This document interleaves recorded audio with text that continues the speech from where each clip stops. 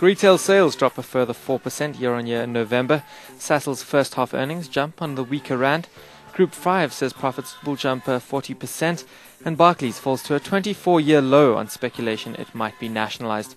The oil share fell 1.2% to finish at 20049 on the day. And in your commodities, gold at $847.75 an ounce.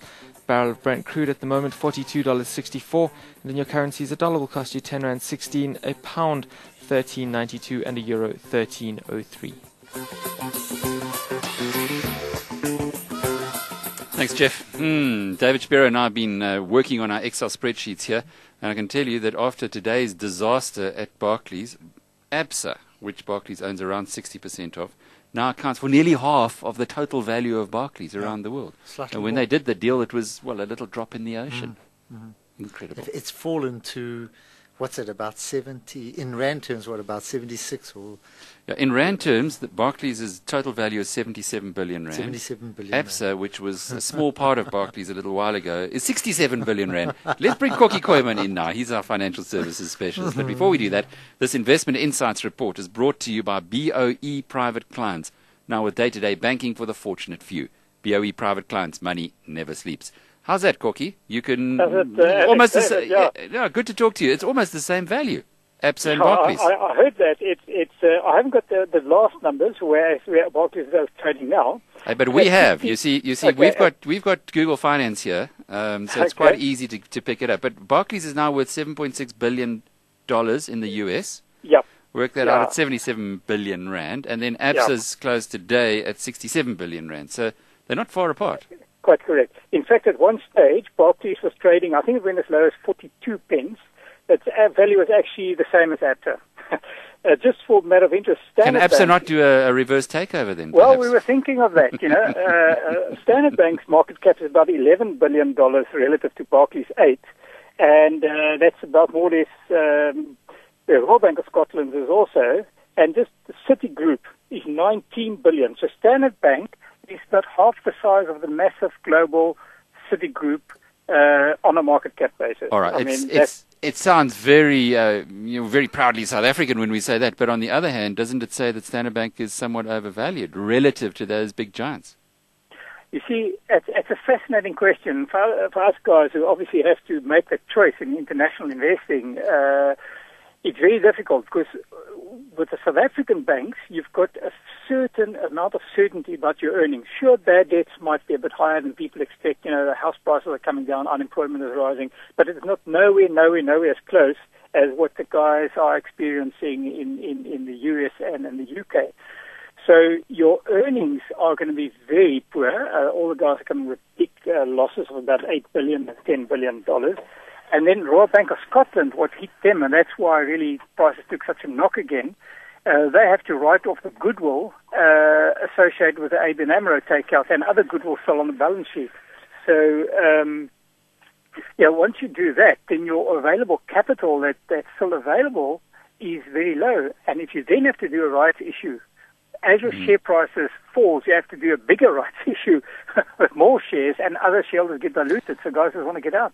What happens, though, if we get serious about this for a while, if the British government has to bail Barclays out to such an extent that it becomes now the major shareholder in Barclays, what implications for ABSA? Yeah.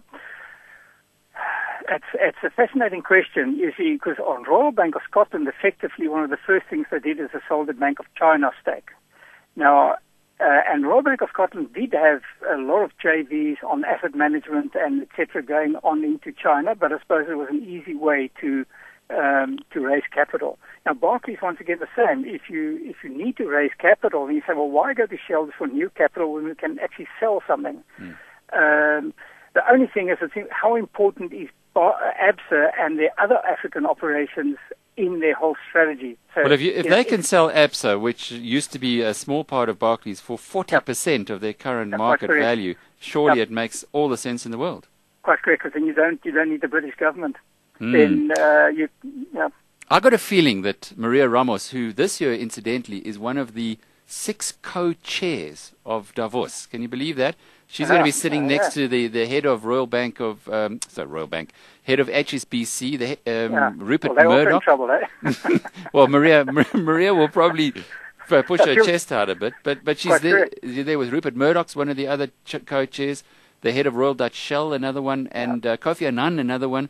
So she's an incredible, august company. And she might just, as the incoming chief executive of ABSA, have a few words with other people that she might want to get closer to rather than Barclays. Or would you? Would you not do so? Well, indeed. The rumours that are going around is that Standard Chartered should now look at ABSA again and buy it from Barclays. For a snip. Yep. And Standard Chartered's P is still relatively high, so they could even issue shares and still buy ABSA at a lower P and still make money. And so it's almost a win-win for Barclays and Standard Chartered. Whether that will happen... Is it likely, though, that Barclays will, if you take a probability, that Barclays will be selling its ABSA stake? What are the chances? Until yesterday, I would have said flatly no. But, once if you're going to be nationalised by government, that's quite serious, because remember for those executives and the CEOs, the government take over a lot of decisions.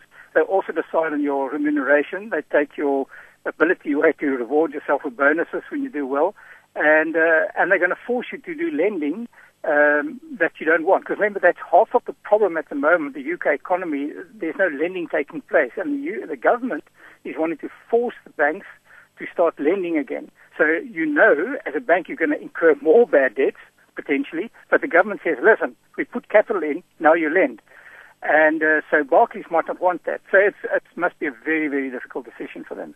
Kokkie Kooyman is our financial services expert. He works for Sanlam Investment Management. Well, David, let's just look at this from a perspective of an ABSA employee. You've had the British invasion over the past few years.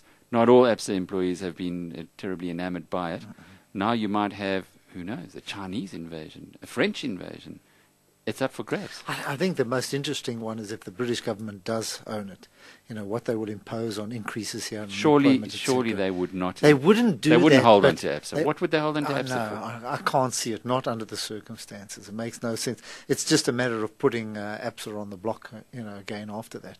And who would buy it? Who's got the kind of money now? But you're right, it wouldn't go to a British or an American bank. It'd go to one of the rich banks, those banks which are still making money, probably in China or somewhere in the East, sure. Fascinating world. It is, Oi,